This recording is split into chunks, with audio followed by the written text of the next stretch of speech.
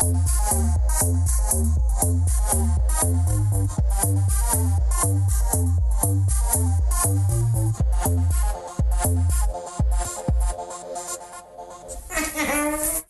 look at you. Hit it. Just kidding. Perfect. Did you like that? I liked it. It was really nice. All right, we're about to go live on Instagram. Are you guys ready? Here we go. Wow, that is... I know. I'll it's a little hot, so we'll just... Got a hot mic. Gonna have to whisper a Tap, little tap. bit. Hi, guys. I'll just stand this far back. Actually, that kind of works. This is my dream. Look at you. This is what I need. Okay. Because then I can move my arms around. And you can just be free. I don't have to be like this. No, you don't. It looks... Except for Instagram Live. Yeah, you gotta make it super... Yeah, I do. Hey, guys. Look at us. Look at us. It's the daylight. It's daytime. It's the daytime.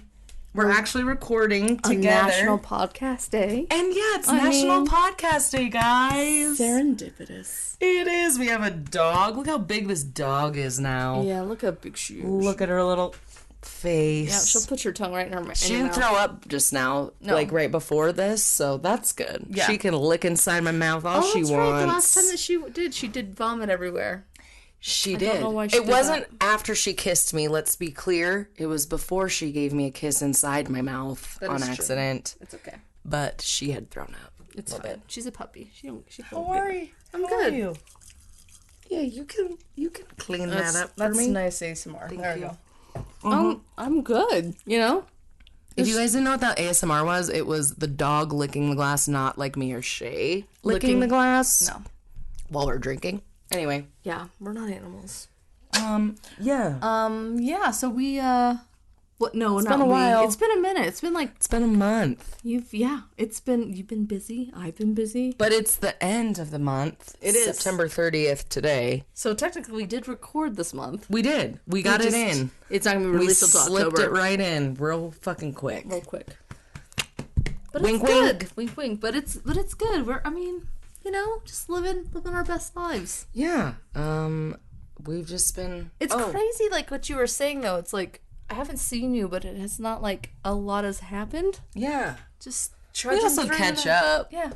Just trudging through the craziness. Just trudging through. That's what it is, you know? Just trudging through. Sorry, she's looking at you. You know, I did something... I made a very 30-ish purchase in our last month. What did you do? Well, besides not accidentally, I did buy Crocs, but they don't fit, and they don't have any more sizes, so I'm not gonna be an owner of Crocs, guys. Okay. Thank God. But I did do that. Okay. But I also bought, do you know what a gua sha is?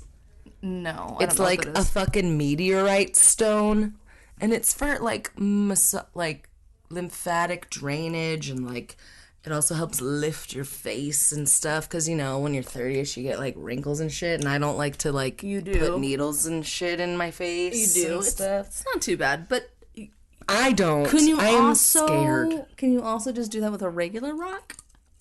Maybe. You can also do, like, have you ever, like, what is it called? Facial, what is it called? A facial? You can do, basically, but you can do, like, different fucking things with your hands, too, or people use, like, spoons. Oh, I like... Drain it out. I like the cheerleading kind of jazz hands we got going on. You just go like this sometimes, and your wrinkles go away. Yeah. I'm into that. Lymphs are drained. No. Well, lymphatic drainage is actually a very, very beneficial thing, so good on you. I've heard lymphatic... I want to get, like, a lymphatic body massage. Oh, it feels real good. Where do you get it? Tell me. I mean, just look up lymphatic massage. You just look things up? Yes, on the, like, this crazy internet. It's nuts. So you can just look it up? It's not just full of propaganda. I know, I get overwhelmed sometimes when I look stuff up, because I'm like, what if I pick the wrong person? No, that's fair. And then I just don't do it. Then you Google review it yourself. You're like, I could just save that $100 anyway. Yeah, exactly. No, you should do it. It's great. I'm gonna do it. It's great. Oh, I also found some, like, energy healing place that me and Chris want to start maybe trying to go to. Where is that at? It's the Aspen Wellness Center in Fort Collins. Okay. They have, like, this one dude but they have, like, different stuff. There's, like, acupuncturists and, like, energy work, and Okay. he, like, got blood drawn for, like, allergy testing kind of stuff there, but Okay. They do a lot of shit. Okay. And that's pretty tight. I've just been really drawn to that kind of stuff lately. And like my mom used to do like Reiki on us when we were little. So, and like my dad was told he could be a Reiki master, even though he never went through the things. But some guy was like, "You are." And so he was like, I'm like, okay. I should tap into that shit. You should. It's self-care. It's in my genes. It can't hurt. And anyone can do it. It's just like... It's true. That's the thing about Reiki, which I do not like, is like, they're like, it's a special thing. I'm like, everybody has... It drives me nuts. But whatever. It's fine. Yeah. I just like learning about it. Sometimes it's nice and structured for people that are really intimidated and think it's a bunch of woohoo stuff. So I also understand that, too. So it's not just beneficial. Like... Yeah, there's a structure to it. So I understand why people gravitate toward Reiki. Yeah, or there's lots of different kinds of... Yeah, it's true. Modalities. But anyways, that's just what I've been... taking care of yourself. Trying. You know, all you can do. Gotta start somewhere. Like, started washing my face, started putting moisturizer on my skin. It's true. I think up until my 30s, I was just like washing my face like most guys wash their face, just like with water. Their sweat. Yeah, and they're like, "Oh, perfect." Yeah, so that's probably why I still have adult acne. So that's my own damn fault. But it's like, why can guys just literally be like, "All right, I'm done," it's just and how their they're built. Skin. It's just how they're built. Because they don't think about it as much. No, it's just because of how they're built. It's true. It's the hormones. They don't have that estrogen. They don't. We just got so much more magical things. We do. That we try to harness. That's true. Which we are. Anyway. Yep. Here we are. So we're here. September 30th, National Podcast Day. What are we drinking? It's a great concoction that you made. It is. I need to stir it. It's like... I almost spilled on your shit. No, it's fine. So we got some wild plums in our drink today because... They're delicious. My parents' house, they have a bunch of old-ass wild plum trees. I don't know if they're wild, but, I mean, they're like little baby plums, and they're really good, and they're like pink and orange. And they're delicious. And my dad made a bunch of sauce, and I made a bunch of sauce, and we had some. So I was like, let's put it in our drink today. It's delicious. With the 'Tis the season. It's true. With some ginger ale. Yeah, we put some ginger ale, that kombucha stuff by it's a real 30-ish drink. GI. Is that what the? I don't know. I don't remember the kombucha. We don't need them to sponsor us, so no, it's fine. It's fine that I don't know their name. But ginger ale, you guys know, Synergy or some shit. Oh yeah, it's the stuff in the clear bottle, which I hear you're not supposed to do that with kombucha, but it's delicious. Why are you supposed to do it with kombucha? Because the light affects like the liveness of the kombucha. The light? Like that's why like olive oil is always in a green bottle or something, because it'll get affected by like the light. Oh, I didn't know that. Just give me the light. Don't give me the light, actually, because you'll rancify all the things. Kombucha. Okay, but yeah, and then I put lime in there. And then we used Sonic Ice, because these motherfuckers have Sonic Ice on hand. It's not my doing. I could care less. I drink from the tap, but apparently I'm like a heathen, because I drink from the tap in Colorado. I mean, this is probably one of the better places to drink from the tap. That's what I'm saying. But they are just like, you drink. I'm like, it's from the fucking... You know what? It's from the Poudre River, and that river owes me. So, get out of here. Yeah, it owes you gonorrhea. It does. Giardia. Wait, gonorrhea I don't think you get from... I don't think I will. Natural water sources. No. But maybe you could. Anything's possible. I'm no scientist. Especially when you almost drown in it. Exactly. Did you go on the river this year? No, I did not. Why would I go in there? I mean, you can walk in it. I live next to it, and I just put my little toesies in. I mean, I went rafting pretty quickly after that incident happened, so I got back on that water horse. Got back on the saddle. Have you been on the saddle? Did you know that Shay is like a really good horseback rider, and she's like in a fucking horseback club? I am. We're really catching you guys up today, okay? It's not as weird as it sounds. Like, I don't like... She's in a club. She's in the babysitter's club. I'm in the babysitter's club. It's a whole thing. Just kidding. No big deal. No, she just, like, rides horses on, like, cliffs and shit. It's fucking cheaper than therapy. It's great. That's highly recommend it. You've been riding?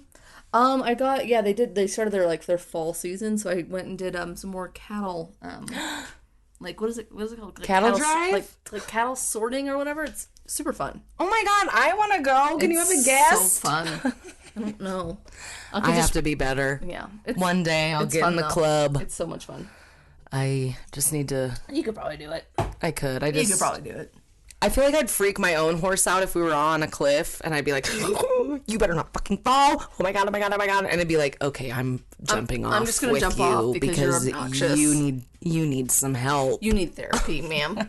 Ma'am. But I'm also exhausted, so we're just going to jump off this together. Board free. I'm just going to slip around. Anyway, we're 10 minutes in now. Well, so we're going to start our podcast. What do we roll? Paranormal? Yeah, I think we did double dose I mean, I hope so. Double dose. Yeah, we did. Yeah. Mine's definitely a freaky one. I'm excited. It's creepy. Can't remember what I did.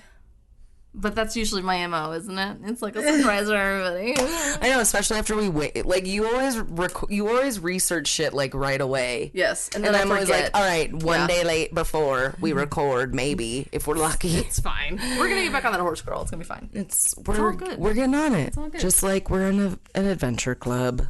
Okay. Exactly. Well, thanks for hanging out with us. Yep. Coming to hang out. Was that a sentence? Yeah, it's great to be back. Great to be back. In the sunlight. Yeah, that is actually kind of nice. It's some nice light. It is nice lighting. Watch my child. Well, shall we? We shall. Okay, well, I know where the end button is, so goodbye. We'll see you on the flip side. You're in charge. I hold the key to recording now. The power. I do. Okay, are you guys... Do you have your sage out? Because you might need it. Yeah. I'm ready. I need to like turn and look at you. Okay. Yeah, that's why you can do whatever. We can do whatever we want now. We can do whatever we want. We can do whatever we like. We don't have to. I don't want to look at that. Yeah. I'm trying to look at you. I don't know if I want... I'm trying to tell you something. I'm trying to tell you something. You're trying to give you a sign. Okay, here we go. Okay, guys. I'm ready. Here we go. First of all...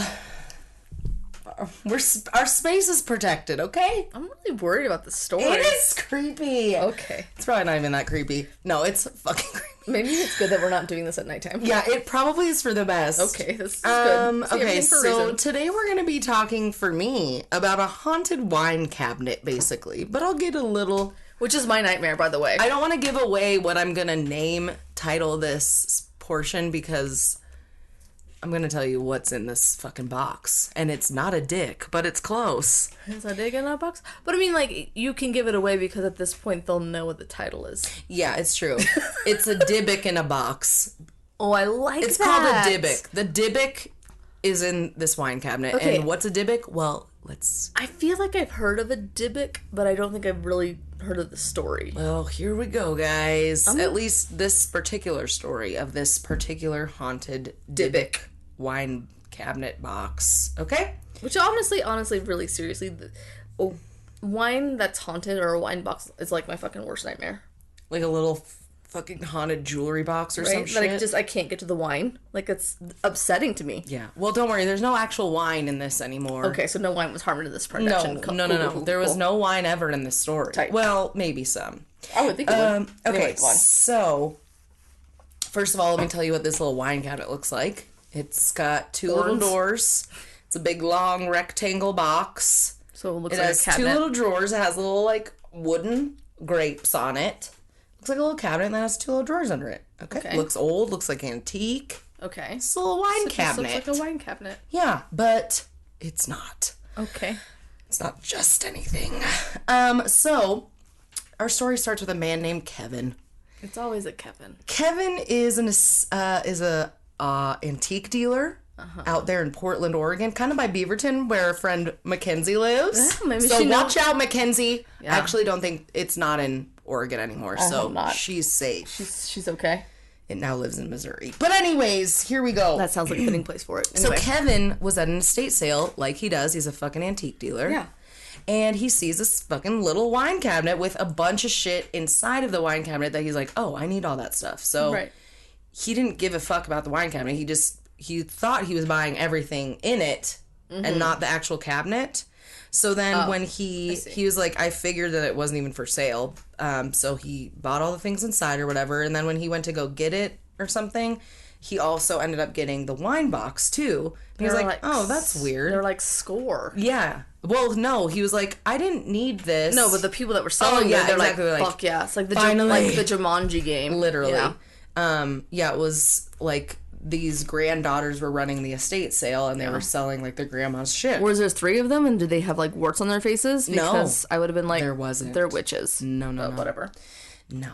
So he got a hold of the granddaughter and was like, I didn't need this box. And she's like, no, you bought the box. It's done. And she apparently got like hysterical about it. She's like, no, you got the box. Like, that's not ours. He was like, okay. And he was like, yeah. He was like, oh, she must be upset because her grandma died. Okay, I guess I'll keep it. I'll just drop it.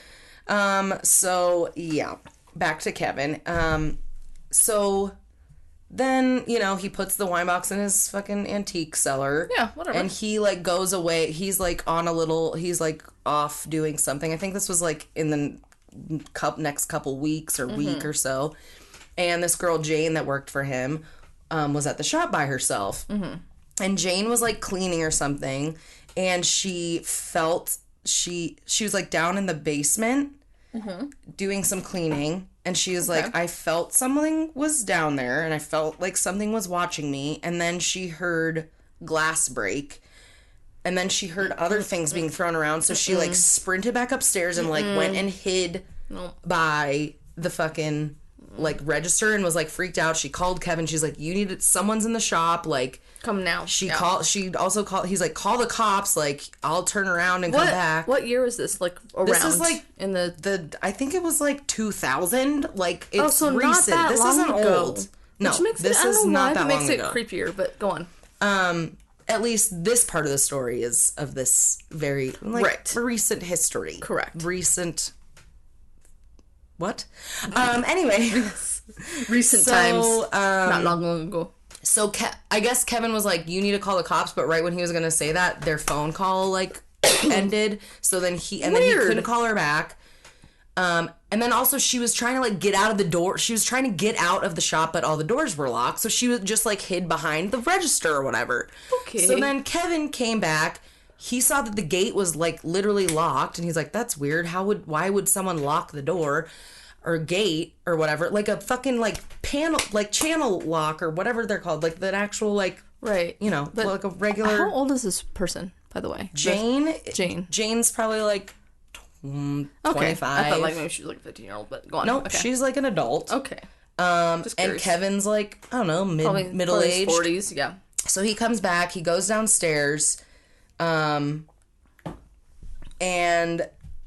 he gets down there and all the lights were broken. There was like huge equipment down in the basement that was like literally thrown across the room. He's like, Jane, I guess Jane couldn't have done this. Like he was like, maybe Jane did this, but he's like, there's no way. Why would Jane do that? I don't know. So Penelope. Stand by. Let me just close the door again. Okay. I love you. Hi. Yes, I know. But go and play. Go on. You gonna hang out in here with us? Okay. Alright. She's so obsessed. Sorry. No worries. Alright, go ahead. Keep going. So he's like walking around looking at all this damage done in the basement. He's like, but he never finds anyone. He's like, this is fucking weird. Yeah. Jane, so he just goes back to business as usual. Fair enough. Jane ends up literally leaving the state. She was so freaked out. She's like, I have never stepped foot back. So let me also preface, I was watching this show called Haunted History. Yeah. On Hulu. Nice. And this is where I found this fucking creepy ass story. That's fucking awesome. So she was like, she was interviewed, she's like, I've never gone back. And I literally left the state that day. Like the next day. Yeah. So Jane knows what's up. Which is what I would do. Yeah, Jane knows what's up. I don't know why people are like, I'll just stay here. No. You gotta get out of that. I appreciate that she's like, I'm not even gonna say in the same zip code. Fuck off. Like, no. So Kevin's like, alright, that's weird. Business as usual. Okay. So then that, like, next week or, you know, shortly after, Kevin's mom's coming to town. He's like, maybe she'll like this cool wine box that I got. Because she likes wine. So he doesn't make any. No one's making any connections about this wine box and anything weird happening to the shop or whatever. Which I wouldn't either. Like, I wouldn't. Yeah. So he's like, I don't have to buy my mom a fucking gift. I can just give her this wine box. This is what happens when you're cheap. So he's like, I'm just gonna rub some lemon oil on it, spruce it up. It's good as new. Yeah. No, Kevin, lemon oil is not gonna get rid of this shit. Pledge is not gonna do that. So he gives it to his mom. Here's your birthday present. And literally, and she was like kind of hanging around the shop with him that day. Mm-hmm. And he was like in another room or something, and one of his workers came to him, like literally, like he says 10 minutes later after he'd given the box to his mom. Mm-hmm. And the worker's like, something's really wrong with your mom. And you need to come upstairs right now. So Kevin came upstairs. He found his mom motionless, and she was like having a stroke. So they rush her to the hospital. And she's, like, unable to speak at this point. Yeah. And, but she did have something to say to him. So she, like, started writing something on a piece of paper. And she's like, get rid of the box. She's like, no gift. And Kevin was like, but no, Mom, I'm getting you a gift. I got you that wine box for your birthday. And she's like, hate gift. That's what she wrote. And he was like, okay, I'll just give it to my brother then. Why would that? Yeah, so apparently the mom had a stroke. And then she hates the wine box. And the first thing that she's going to say, she's like, because she knows, she's like, I don't want that fucking wine box near me. Yeah. Get it away from me. Mm-hmm.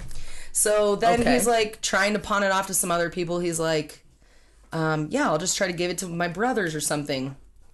I think. And I'm sorry. Kevin, you're an idiot. And both of them returned it to him. Oh, I forgot to say too, when... Did I miss a part? Penelope, come here. Oh yeah, I did. So when he walked downstairs into the basement to like see what was going on, he said that there was a wall of this like fucking horrible smell, like, but it was like a wall because he would like go to it and he could step back and not smell at all, and then he'd step forward and it was like the smell, and he said it like almost seemed like a literal wall of smell. So anyways, like rotten egg, like putrid, just fucking nasty shit. And so he gives it to his brothers. Both his brothers return it, saying, like, it reeks of a horrible, strange odor. Yeah. Like, and I'm not fucking taking this box. So he's unable to get rid of it, so he just takes it to his own house or something, I guess. Super smart thinking. Like, why don't you just fucking throw it away? I don't even understand why he's... I don't either. Okay. This is his story. Just by chance. Do you know what I mean? Like, it's just like, even if it's not that, maybe I'd be like, you know what? Maybe I'll just throw this away just in case it is. Mm-hmm. That's when you become kind of a weirdo, because you're just like, well, what if it is? Yeah. So he takes it home that weekend, and that same weekend he has a little get-together with, like, friends and family. Mm-hmm. Normal shit. Well... not so normal. Mm-hmm. So, they all spend the evening together. They're like, I assume they're like partying and shit together. I think maybe some people had stayed the night or something, like, because the next morning they were all together, and his sister-in-law had made a comment that she had an insane nightmare, that she was walking along with someone she knew really well, and at one point you would turn and look at them and they would morph into like the most gruesome looking evil hag you'd ever seen. Nope. And then the hag proceeds to beat you and throw you, and then she described this, and it was the exact same dream that Kevin, his brother, and his own wife had been also having. What? And then he made the connection, like, everyone that was having this dream had contact with that box. Yeah. Okay. And so then that's like, finally Kevin's like, maybe this box has something weird with it. Dude, I'm sorry, but fuck Kevin. Kevin, you need to get a grip on reality. Yeah. Okay. Yeah, no. But he couldn't, because he was like, that's insane. How could this box be causing this shit? Correct. Like, I get it. Like, a rational guy. Yeah. I understand that, but goddamn. Listen how rational he is. He thought he was bonkers. Those were his exact words. Bonkers. He was bonkers. He was like, bonkers. Okay. Yeah. So... here's a little side note about... I love side notes. Spirits and attaching to objects. It's a thing. Oh, it's a major thing. And when that happens, they can take a life on their own. And according to mediums and psychics, these haunted objects will date back centuries. And sometimes people would even use those. Like, they would attach their own families. Like, after they had passed, they would try to attach their own souls to these items so that they could, like... be with their people. And, like, so they would put their daughter's hair on a doll. And then you would have reports of dolls fucking moving that's and how shit. hauntings happen. Absolutely not. Or, like, pieces of furniture and shit. Like, it can happen with a lot of different things. Right. And also, in ancient scriptures, it talks about, like, if you were going to war and you've got vessels of stuff from, like, the people you were fighting, that you had to, like, purge it in the fire so that nothing was attached from the people that it belonged to, because, like, you can, like, I don't know, crazy shit. It's like a purification thing. Yeah. Okay, that makes sense. So, anyways, back to Kevin, he keeps experiencing, like, apparitions and weird occurrences, so he finally decides to sell the box online. Wow, what a dick. Yeah. You know what you would do? You light it on fire. Yeah, well, he didn't do that. So this girl's supposed to like him, though. Like, he's not having strokes, and he's not... He was probably having... because he's not... Yeah. Because he's probably just like, it can't be a box. Yeah, so who knows? But he wasn't... It didn't seem like he was experiencing this sickness and things. It was, like, other people around him. Maybe the demon liked his, being naive. Mm-hmm. Yeah, who knows? But before he sells it, he gets a little bit more information on the origin of the box. Okay. Like a good old antique dealer that he was. He's very good. So he ends up getting in contact with the granddaughter, and apparently the grandmother always kept the box in a sewing room in the house. Okay. And she said anytime anyone would mention the box, the grandmother would spit 3 times between her fingers and say, "Oi," and said, "Don't ever open that box. It has a Dybbuk in it." That's what the grandma would say. So then he finds out what the fuck is a Dybbuk. So, so she would spit 3 times between her fingers. She would spit 3 times between her fingers, like as a little superstition, like as a good protection or whatever. And then she said, "Don't fucking talk about that box." Yeah, and she was like, "Don't fucking open it. Don't talk about it. Yeah, don't look at it. Don't ever open it. Don't open it." Okay. So a Dybbuk, according to ancient Hebrew tradition, is a spirit that can attach to the living and create havoc in their lives. It's a disembodied soul that seeks resolution of unfinished business. So it doesn't always have to be a demon, but it also can be a demon sometimes. Okay, I can see why you were like freaked out when I told you about my sad news, but like I was like, just so everyone knows, my grandfather passed away like on Wednesday, but it's just a horrible coincidence on Tuesday, but like it's a horrible coincidence. But I can understand where your brain would go. But it was literally after I was asking Shay because I thought maybe she had done this topic, and so I was literally asking her that. Right. And we were like recording that day. Yeah. And then like 2 hours later, Shay was like, We can't. Yeah, my grandpa just died, and I was like, it's my fault. Yeah, and unfortunately, he was not just like, he didn't just pass. I mean, he was killed. I mean, he was, he got hit by a commuter train, and it's very sad. But I could understand, and he was 90 years old. He didn't hear it. It's fine, but like I could understand where especially if you're immersed in that story right now. I would do the same shit. I'm like, oh my god. The blood's on my hands. But yeah, no. I was like, oh my god. I literally was like, Chris. No. But because that shit, like, that's real shit, man. Shit is real. That shit's real. I believe in it. So. Absolutely. But anyways, go on. That was just me being ridiculous. Yeah. But anyway. So yeah. So that's what a Dybbuk is. So if you either want a demon one or one just with unfinished business, it can happen either way. I like that you have it like a. Do you want this Dybbuk or would you like this Dybbuk? I'm also gonna sage the house because I've said Dybbuk too many times. I know. So I know. Seriously, it's fine. I got sage. It doesn't matter. Yes, we do. So how did this get in the wine box? Oh, actually, we're going to talk about that a little later. Okay. So Kevin puts the box up for an auction. He does thankfully put a disclaimer on the box. But does he? Yeah, he does. He's like, it's a haunted it's a haunted box. Like, if you don't know what you're dealing with, please don't get it. Right. So this young college boy named Yosef won the auction. Of course he did. And apparently he's not worried about the haunting. He's like, I just want a fucking wine box. It looks cool or something. Okay. So Kevin was a little concerned. So he called the boy and was like, are you sure? Right. Are you sure you want it? And he's like, yep, I do. So he packaged it up, sent it out, arrives to the boy's house. And him and his roommates were super weirded out by it, like, pretty much immediately, because at night it would open by itself in their dorm room. That's a hard And then one night they all were like, let's just fucking watch it. Nope. And it would just, like, open by itself, and it was getting, like, shit was just getting weird vibes in their room. No. So then, thank you. All the roommates were like, Yosef, you have to fucking sell this. So he was basically peer pressured to sell it, thankfully. First of all, why is anybody selling this? I think the demon is also very weird that they're like, you have to make a profit. Throw it into the ocean. Like, who gives a shit? Like, no, it wants to be moved around. That's what I mean. Like, it obviously has some weird influence on people's whatever that they'd like to sell it. Because, honestly, I'd be like, throw that shit in the garbage. Yeah, just wait. It definitely does. So then it catches the attention of a man named Jason Haxton, who's a curator at a medical museum in Missouri. And one of Yosef's roommates interned with this man, so that's how Jason found out about the box, and he was like super interested in it. And he heard about all the things happening to the roommates and stuff, and he was still like, that's fine, sounds great. I'll take it. So he buys it. And the day he receives it, he says he placed his hands on the box, and he said it almost seemed like it had a pulse.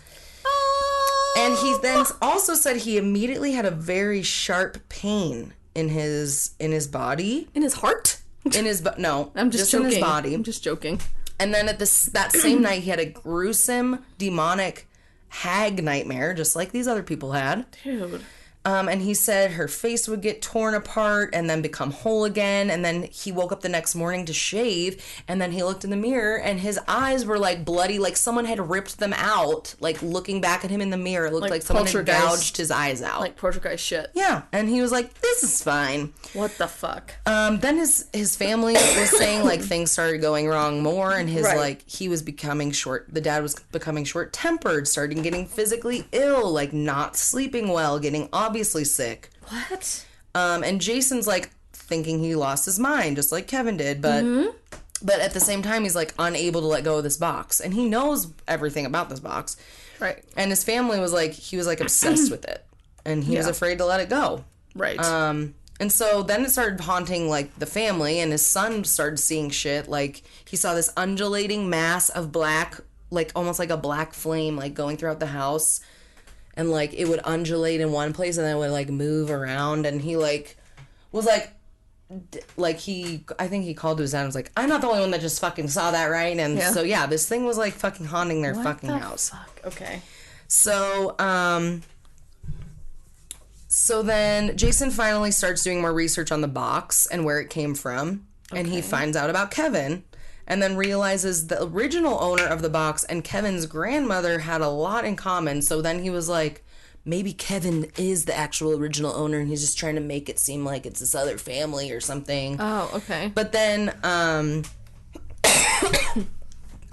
yeah, and he also, the original owners, like, hit Kevin's grandma and the original owners, like, they were both Jewish women born in Eastern Europe and both died at the age of 103.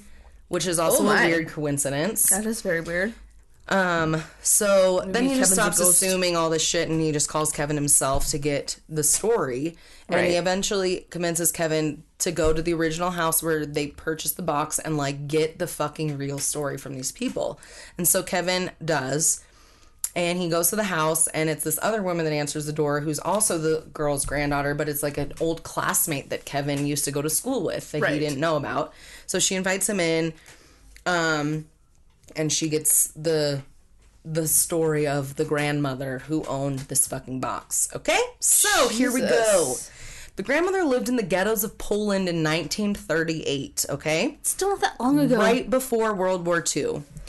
At this time, there was literally, like, in this area, like, even Poland and, you know, all over fucking Europe, there was death and killing everywhere. I mean, it was called the interwar years, so it was between World War II and World War I and World War II. Just a bad time. Yeah. Not a good time.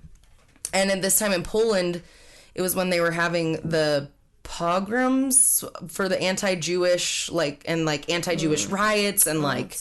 crazy fucking, like... Just awful. It was before the Holocaust, but it was right before the Holocaust when shit was getting crazy. When shit was getting real. Yeah. German racial policies were like spreading beyond their borders. People were dying by the truckloads.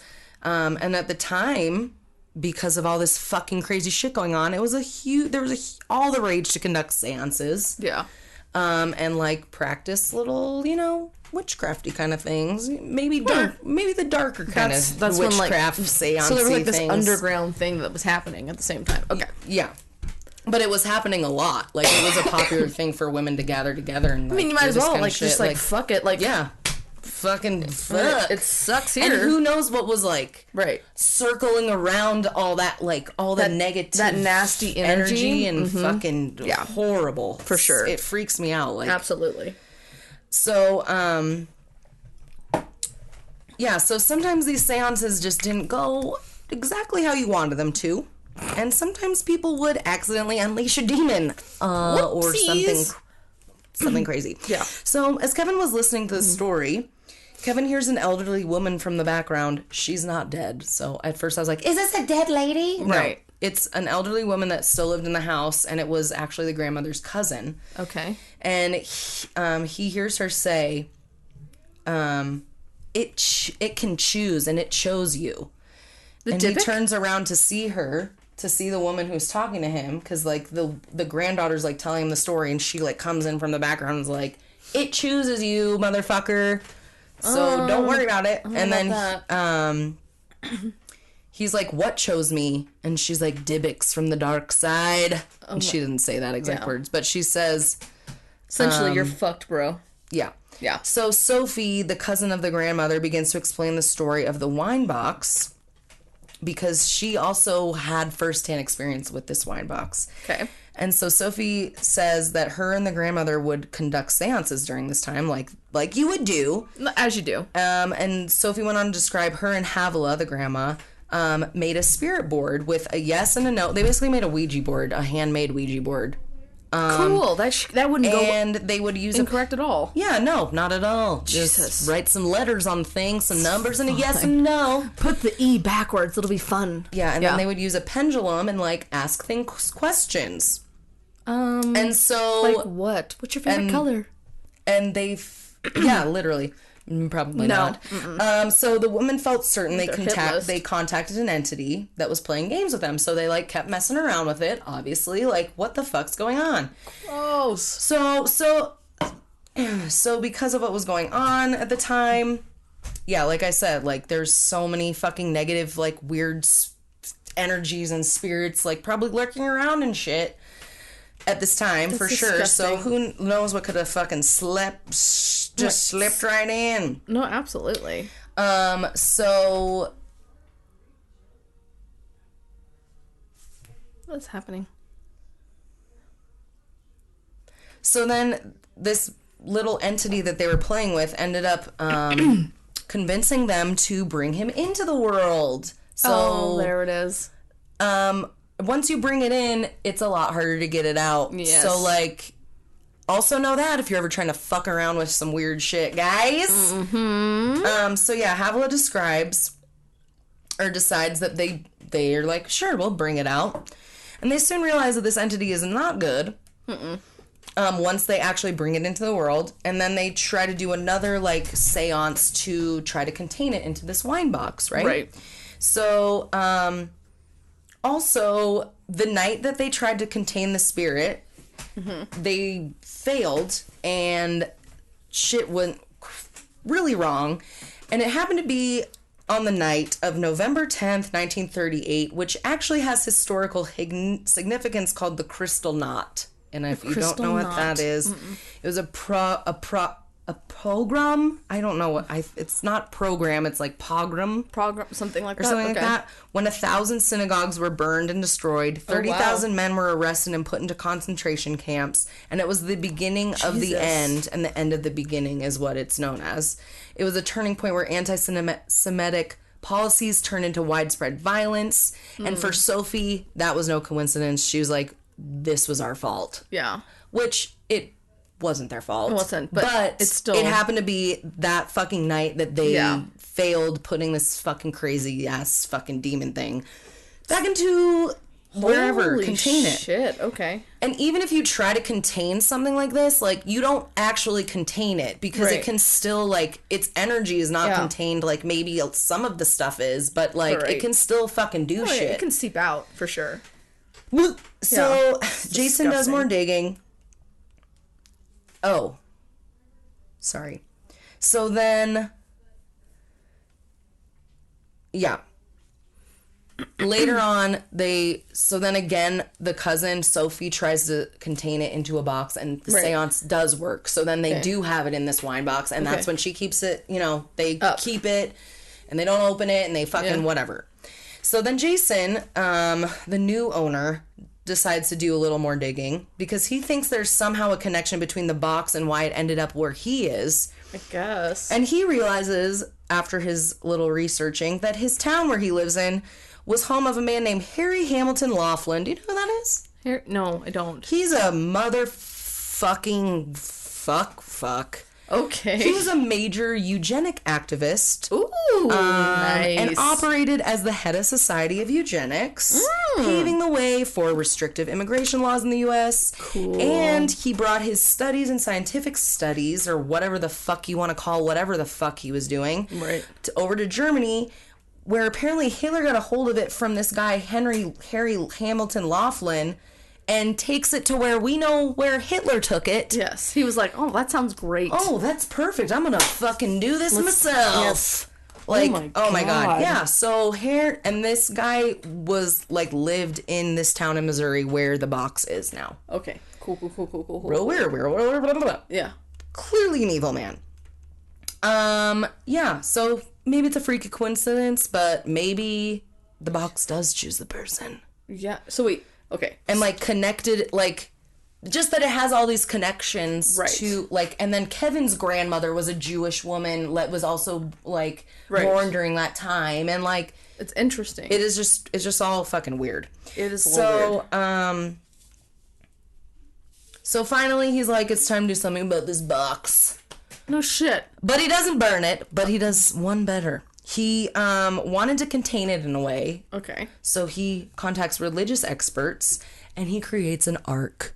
An ark. Not like a boat, though. Okay. Like an Ark of the Covenant kind of thing, where that supposedly holds the fucking 10 Commandments and its energy. Yeah. So he finds out that an ark is made out of acacia wood and 3 layers of gold. Oh, well, of course. And these hold a place in ancient history that work because the acacia wood is like a super powerful tree and super strong wood, and the gold like fucking melds with it, and I don't know, it's like ancient whatever. Yeah. Magic fucking combination, I guess. Okay. So literally this dude makes a box out of acacia wood and 3 layers of gold, and he puts the wine box in this ark, and literally his problems stop. Are you serious? Yeah, that's what he said. Okay. And so now he has the wine box. He still has it. He has the wine box in his little ark that he made, and he keeps it down and locked and safe away, but he doesn't have any issues. And so how old is this guy? This guy's like fucking 50. Okay, well, does he have a friggin' heir that's gonna like aid into this? Yeah, I don't know. Like, what are you gonna do with it when you die? But why don't you just destroy it? I don't know. Because will it, like, are they afraid they're gonna release it? Yeah, maybe. Who knows?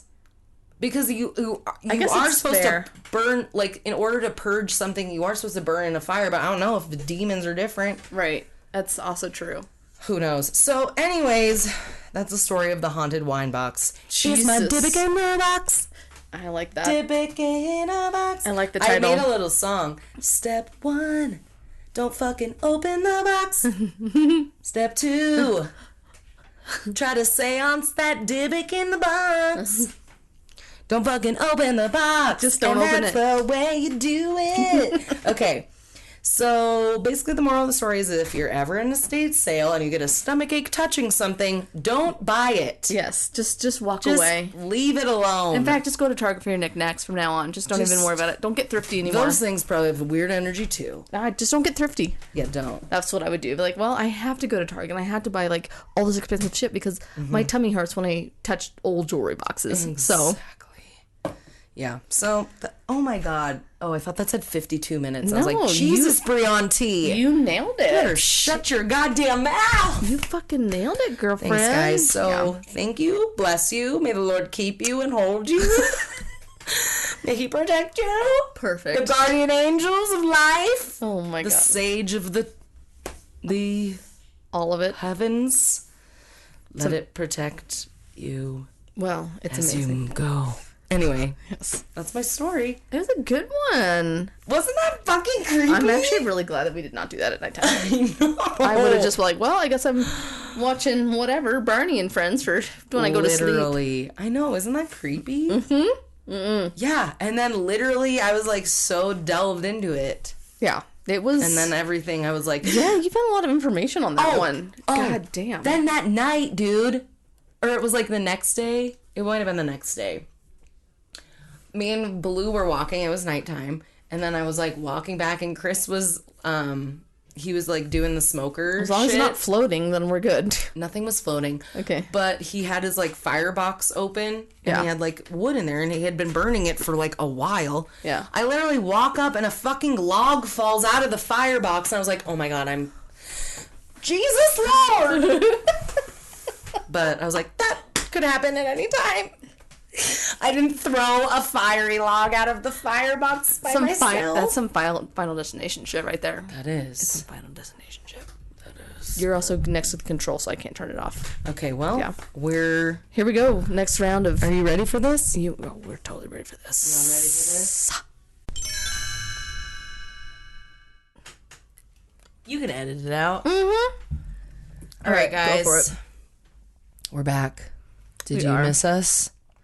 Did you miss us when you heard that one little sound?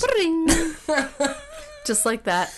But it's fine. They might have missed us in spirit. So they were like, oh my God, we don't hear their voices for 1 second. Mm-hmm. One day we'll have a couple ads in there soon. Those are coming. Yeah. So you can just skip through those or just listen to them. Dream big.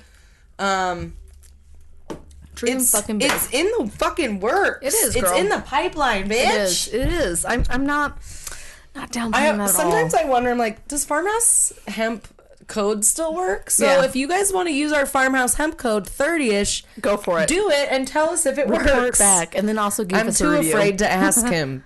That's also fair. You can also probably put it in there and just see. That's true. But because I do want to give some people some honeys. Yes, their honey is really fucking good. Their honey's cool. I've never seen any other people making CBD honey. It's true. Yeah, but super good. I don't get out much. So. Anyways, we have a new drink for our second round, which I'm gonna be just fucking buzzed driving home today. It's gonna be fine. I don't have to put my hazards on though because it's daylight. Exactly. So I'm super. It's a win-win. Super safe. It's a win-win. So Crystal, our resident bartender and Shay's sister-in-law, it's the best. Is a fucking actual bartender and literally just did a bartending competition with her coffee shop she works for, Harbinger. Do you guys know what that is? She got 4th. Just a shout out to that. But anyways, she made us a really delicious drink where she what is it called? Creamed gin? It was a cream gin. It tastes like a fucking creamsicle. It literally tastes like cream soda. It's creamsicle. Fucking good. And then she had like some elderflower. Yeah. It was. I don't even know what else she put some of my plum sauce in it. It's so fucking good. And lemon, and it's literally beautiful. We're gonna post a picture of it because it's like something that could be at like our little craft speakeasy, the social. Like it could be in like, and that's. Are they gonna open a bar too? They should. She would love to do. In their truck, they would actually really like to do a liquor license, but they're like, it's just a fucking other hurdle. They just want to get the food truck up and running. Yeah, that can come with time. Yeah, for sure. And yeah, it's just come with time. Yeah. Oh my God, this is so good. I know. It's like, it might be a problem. Stupid. Yeah, stupid. Okay. All right. Here we go. Paranormal. Texas edition. I did a little list, and some of these actually they were inspired by spots my grandma actually used to take us. Ooh. So she would take us to places like haunted places. Yeah, like little haunted places, because that's just what she did. And they're core memories for me. Which the ones that I did go to, I'll let you know. She did. It's in your fucking blood. In my blood. So, first up, Bragg Road, Saratoga, East Texas. This we did not do this one. So, obviously, because it's in Saratoga. Obviously. And my grandma was in San Antonio. So, okay, in the heart and they're probably like 15 hours apart because everything in Texas is. Oh my God. Again, when I guess we didn't talk about that like on the podcast, but I did go to Durango last week, and that fucking trip, I will fly there from now on. Fuck that shit. Really? Oh my God. 7 hours? Was it pretty though? It was kind of, but like you end up in valleys a lot of the time, so it was like driving through Texas, and it was all like one, and people were fucking assholes. 2-lane highways. Yeah, it's awful. I've never been. To drive that way? To Durango. Oh, you and Chris would fucking love it. You guys would really, really like it. Is Durango by Salida at all? No, because Salida's only like 3 hours. Yeah, it might be. You could probably go that way, like on the way. Yeah, potentially. Anyway, but yeah.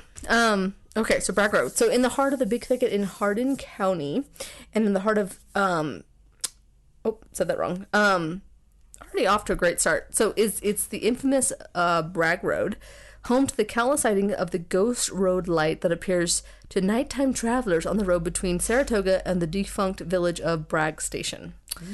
So before the current road was built, the Arrow Strait clearing served as Santa Fe Railroad's branch line built in 1903. So kind of on the stomping grounds of your fucking whatever box, except far away from that, but whatever.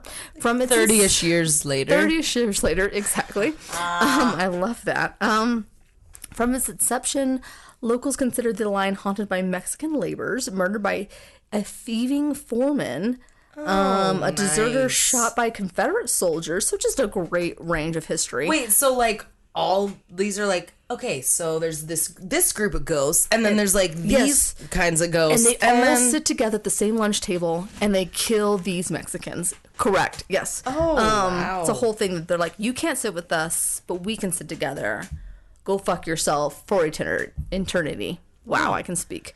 Okay, so a hunter lost forever in the woods. Oh, I'm sorry. These are still things that are actually out there haunting? What are being haunted by. It was a hunter lost forever in the woods, and a decapitated railroad brakeman searching for his head. So kind of a poor man's Ichabod Crane, if you will. But all the stories, actually, maybe that's what I should call this. But all the stories share a common theme: a floating orb of light. So the road replaced the railroad tracks in 1934. But the light remains, seen by hundreds of people over the decades. And in the 1960s, Archer Flanagan, he was an editor for the news in the area and spread its notoriety in articles. National Geographic published a clear photo of the light in a 1974 feature about the Big Thicket. Ooh. Right? Texas. We gotta look that up. Yep, we should, actually. Yeah, I'm gonna make a note because I never fucking make a note and then I never remember to do anything. Totally fair. I'm sorry, what are we doing? National Geographic? National Geographic. So, and then the Texas folklore person, her name was Frances Arbithia. I don't even know how to say her last name, so just skip over that. Her name is Frances. She documented sightings stories from old timers and young folks alike. So she just, so it was the whole thing. So ran the whole gamut. So apparently, if you go there, you'll see in that area a floating orb of light. So there you be. Again, this is a fast little list here. The Donkey Lady Bridge. So now the Donkey Lady is somebody that my grandmother told me about, and I actually thought she made this up. And I am the Donkey Lady. Yeah, Grandma. Yeah, I mean, so I thought it was her version for the longest time, up until I started researching this. For the longest time, I thought it was her version of like the La Llorona. Like I thought that was her version of it, but apparently, no. It's a specific other story.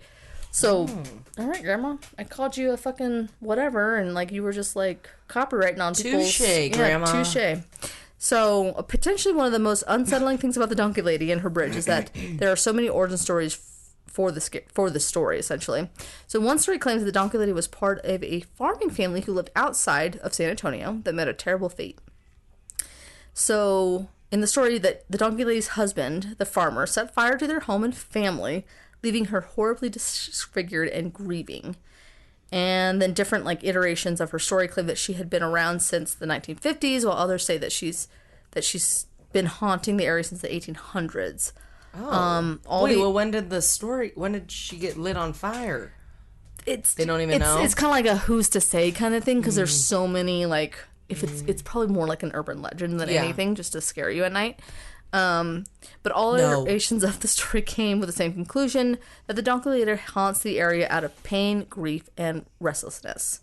Another story about how the Donkey Lady came to be is it surrounds the same bridge area of south of San Antonio. In the mid-1950s, a woman would walk her donkey along the road to the fields near her home to let the donkey graze. As you do. As you should. A boy claimed the woman's donkey had bitten him, so the boy's father and several of his friends plotted to grab the donkey as it was being walked by the woman to the fields. They waited in the woods and they jumped out when she walked by and tried to grab the rope from the woman that was leading her donkey. As they fought for the rope, the donkey accidentally fell into the stream and drowned. And the men walked away when the woman started throwing rocks at them. Oh my god, what little fuckers! Right? And then a rock hit one of the men, knocking him unconscious. The other men grabbed the woman and threw her into the water where she drowned. The spirit of the woman and her beloved donkey combined into one they now angrily roam the area around the bridge. The Donkey Lady ghost is said to have enormous strength, scary eyes, beastly screams, and rage that haunts any who bother her or come into her vicinity. Oh my god. And then jump to present day, and there are tales of the drivers that are surprised with damage to their cars. In the front, like in the form of like claw marks on the hood. Oh my. A cracked windshield, or even blood. It's like what is claimed to have happened. Oh my god. She's a solid tank. I thought I was gonna kill your dog. It's fine. She leaped from my lap. She's a tank. Let's see. Though Athens is full of adventure. Oh wait, sorry. Let me pause that and let me get her out. She just is like and I can hear all the background noise. Oh, okay. The speakers. Hey. Go on. Go on. Go.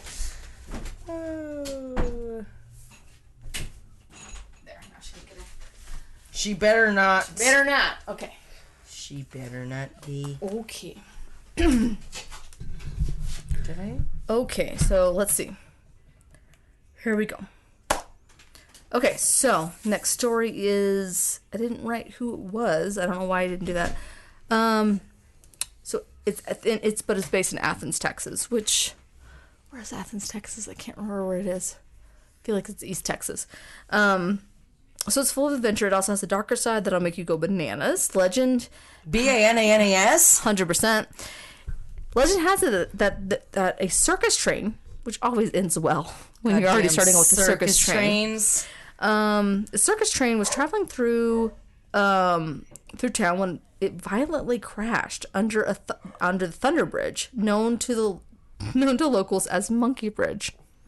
The surviving monkeys escaped into the forest, but the ones who died in the accident supposedly still haunt the already creepy, overgrown. That's what it was called. It was called Monkey Bridge.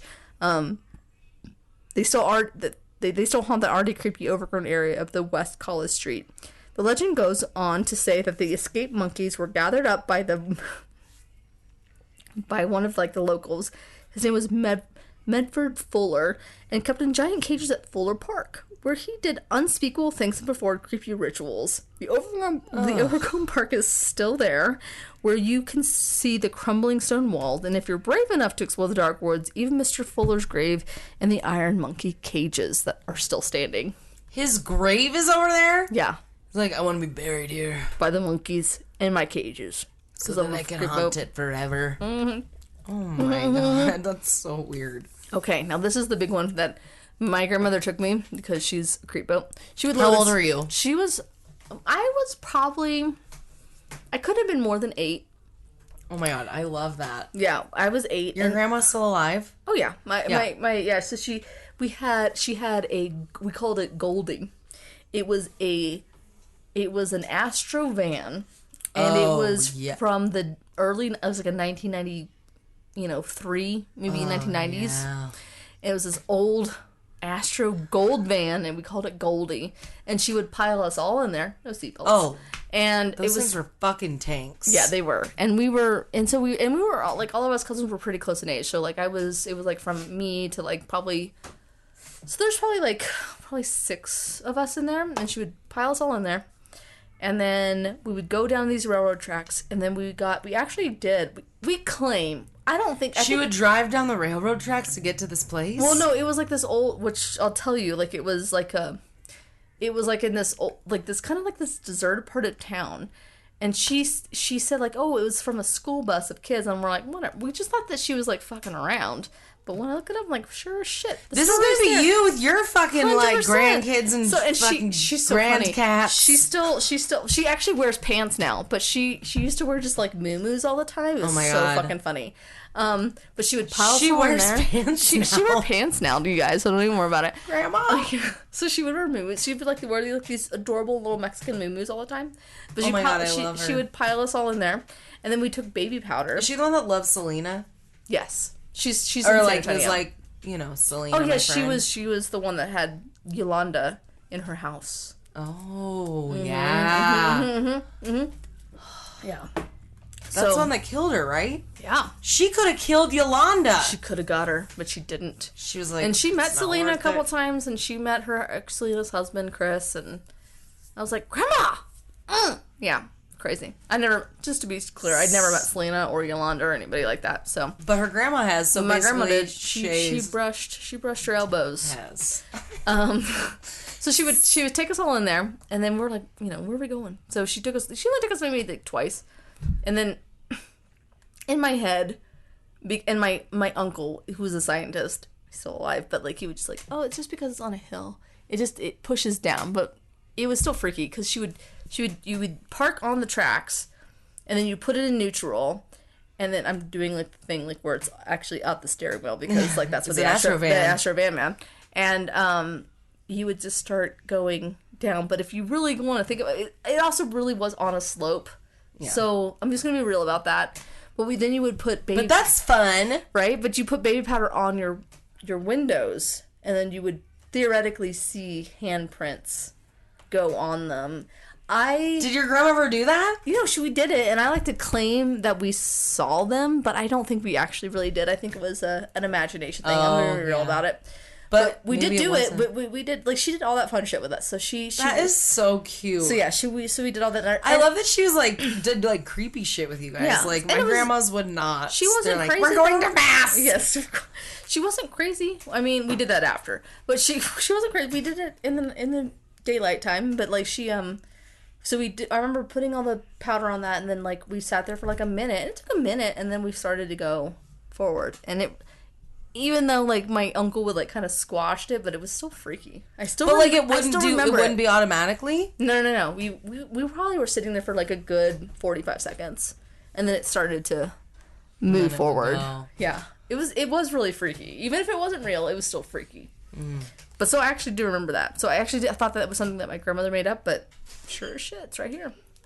So it's all in the internets. It is, man. So this is the backstory of it. So one rainy morning, a school bus full of children stalled as it was crossing the tracks, which is kind of in distaste of what I'm talking about right now, but I know it is what it is. A train came speeding down the track, and at the time too, when we went on that track, and they said it was like a defunct track that no trains going, but because there was no crossing guard. Anyway, so. It was unable to move out of the way, and it caused a terrible crash, which killed 10 children. Now, legend holds that the ghosts of these children pushed stalled cars out of the way to safety, park about 50 feet before these tracks. Oh, wait, that's what she did. That is what she did. She parked before it. And so she claims that we went up a hill and then go down a hill. That's what it was. Oh, okay. So that's what it was. So it is, because you do kind of go up and over. But you're in neutral? Yeah, and it worked. It fucking worked. But again, I was 8 or 7 or something like that, so I don't... I mean, I could have. Oh my god, weird! Let's go back. I'm gonna need to go back. Let's go back. So go with your grandma. Can we do a field trip with your grandma? Oh, she would love that shit. Oh my god, I remember one time we would. So she used to do like a bunch of like stuff for like just volunteer work. One time I remember I was going around with her in San Antonio and it was super hot. It was like in the middle of summer, and we were delivering fans to just underprivileged people. And I remember, I don't know why, but she was like saying something like, "Oh, can we like take a picture?" This was the 90s, right? So like we had like our little stupid Polaroid, or not a Polaroid, but like a disposable camera. Mm-hmm. And so she so we're like, "Oh, can we take a picture or whatever?" Just to show that she does good deeds or whatever. And this one guy, and I remember it going, he like wheeled himself backwards into his house. And then she said it really fucking loudly. And I remember it like going like, "You know why he does that?" And I was like, "No, why?" And she goes, "Because he's a convict and he doesn't want to." I'm like, "Well, don't say that really loud then, Grandma." Oh. Jesus. He doesn't want his picture taken because he's a convict. I'm like, "Oh my Grandma." God. Jesus. She's so funny. She would absolutely love that. But she would tell you all about San Antonio. Oh my god, that's so funny. So anyway, you park about 50 feet before these tracks on Shane Road, put the car in neutral, and turn the engine off. Without touching the gas, your car will travel uphill over the tracks. If you cover the back bumper with baby powder before crossing the tracks, you'll supposedly find baby fingerprints on the bumper afterwards.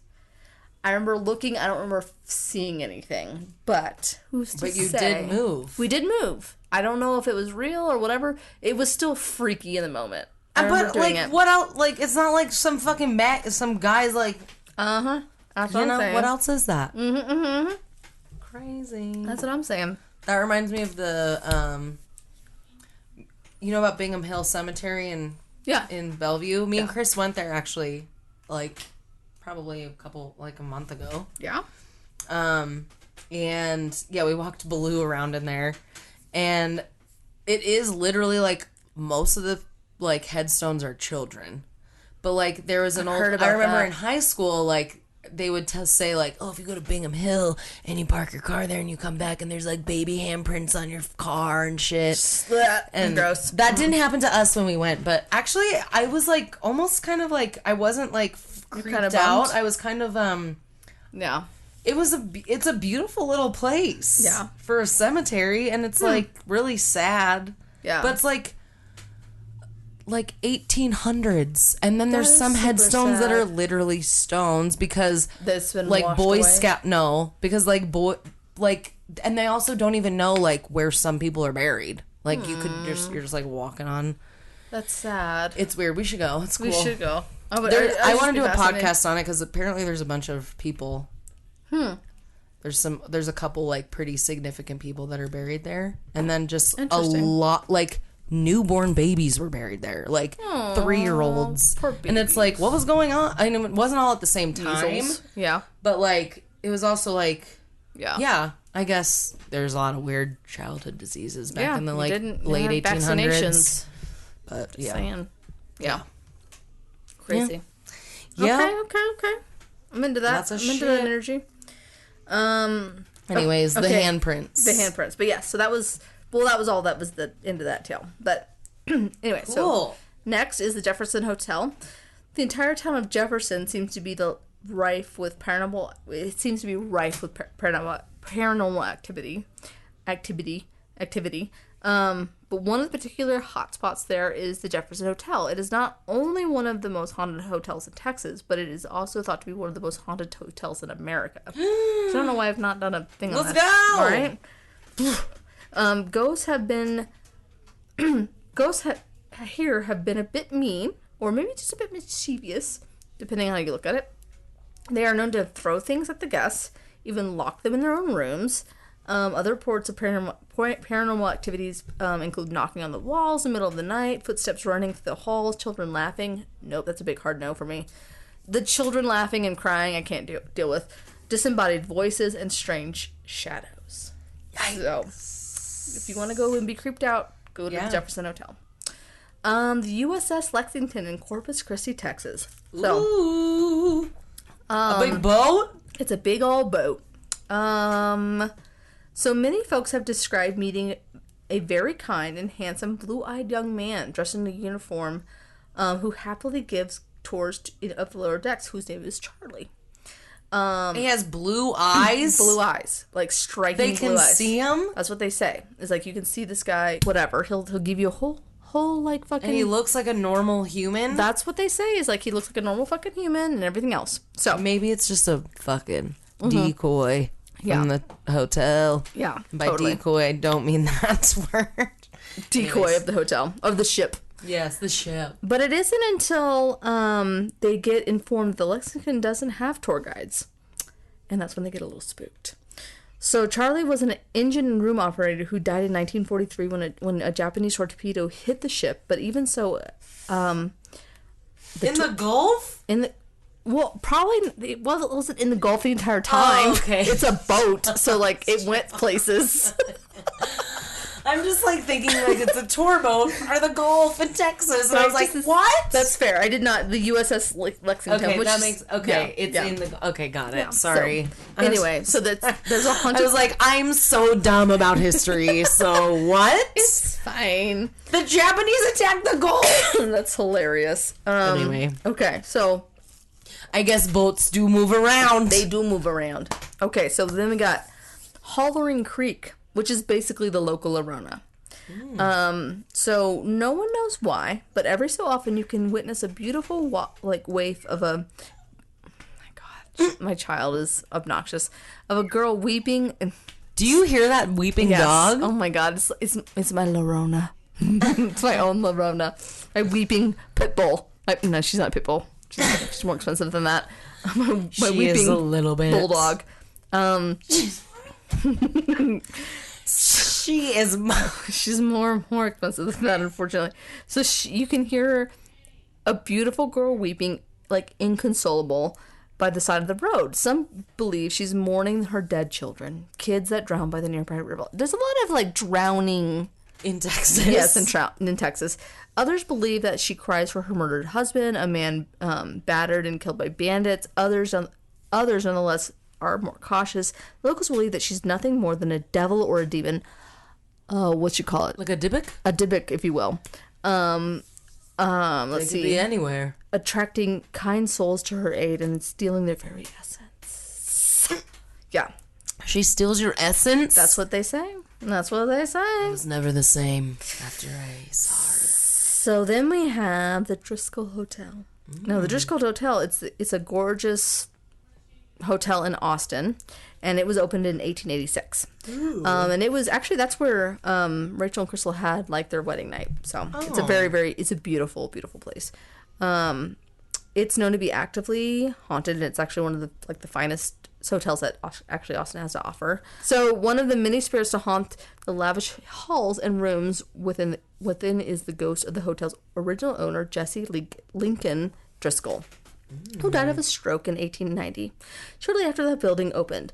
The ghost of a little girl who died after falling down the hotel's main stairwell can be reportedly be heard laughing and bouncing a ball throughout the property, which is fucking terrifying. Absolutely not. No.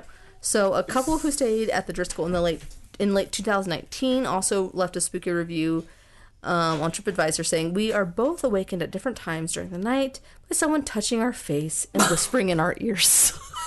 But it wasn't each other. And it wasn't each other, because we hate each other. Don't do that. We came here to fix our marriage, so we absolutely were not touching each other. So, in review. And it was definitely not either one of us. No, we got divorced shortly after. Fuck off. And the last one is the Goatman's Bridge. So it's formerly known as Old Alton Bridge. Goatman's Bridge is an iron through truss bridge in Denton County, Texas. It was, which I believe is like in the Dallas area. It was built in 1884 to allow horses to cross Hickory Creek through the village of. Although the village of Alton no longer exists, the present day Goatman's Bridge still stands and is accessible to curious visitors traveling on foot. The legend is, and its like reputation for paranormal activity can be traced back to 1938 when an African American goat 1938? farmer. 1938. That's the year. Is it? That's my year. Telling you. That's the year. Spooky year. The fucking crystal knot. So this is pretty... Well, this is funny then. Well, it's not funny, but interesting. Coincidental. When an African-American goat farmer was murdered by the Ku Klux Klan... Oh, hashtag Nazi sympathizers. Jesus as the legend goes, the Klan hung the man off the bridge, and when they went down to retrieve the body, it had mysteriously disappeared. Ooh. Ever since the horrific event took place, people have reported seeing red eyes peering out from the bridge, as well as an apparition of a man with a goat's head. Oh, what? A goat's head? Yes. Yikes. Yeah. And goat man. The end.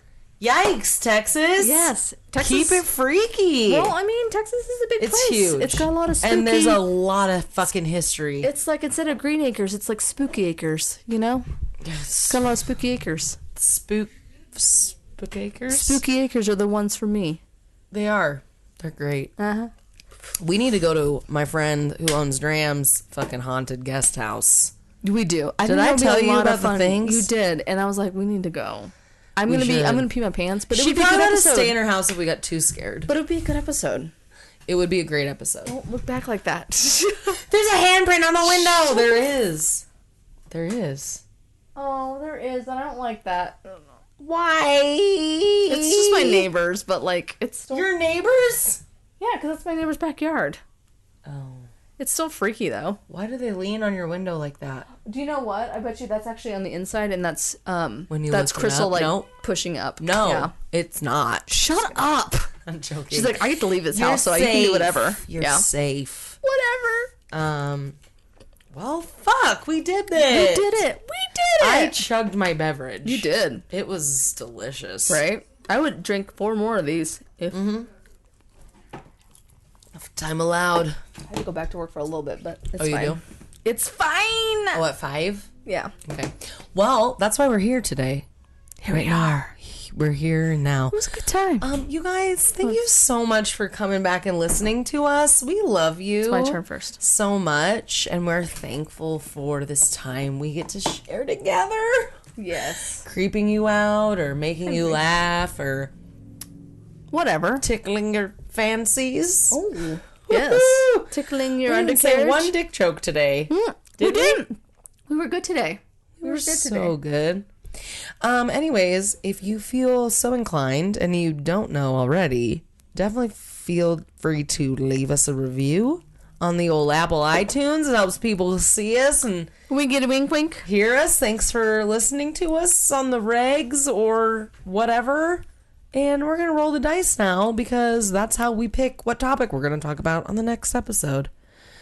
So, okay, here we go. The moment you're all waiting for. Colonel is liking me right now because Penny is in the room. Oh my gosh. He's like kneading on Colonel Mustard, which we've been talking about Penny a lot, which is Shay's new dog, but Colonel Mustard, the cat, I haven't seen him this loving to you since you got your dog. It's been 84 years. He was just like loving on Shay. I know. He's literally been avoiding us every time. So because he's been a dick. Oh, Fivers. Is that a history? I feel like that might be history. It's definitely not paranormal. Because 4 is. Or you were right. Is history? Where is it? Oh, it's a free roll. I wonder what I'm gonna do. It's a free roll? It is. I'm so happy right now. Do you have a good one in mind? No. I got a free roll. Boom. Yes! I don't know why I needed to high five you for that. Until next week. Excited. You guys don't even fucking know. You guys don't even know what to expect. Well, it's a surprise. You're in control, man. Oh yeah, well, we love you. We thank you. And we'll see you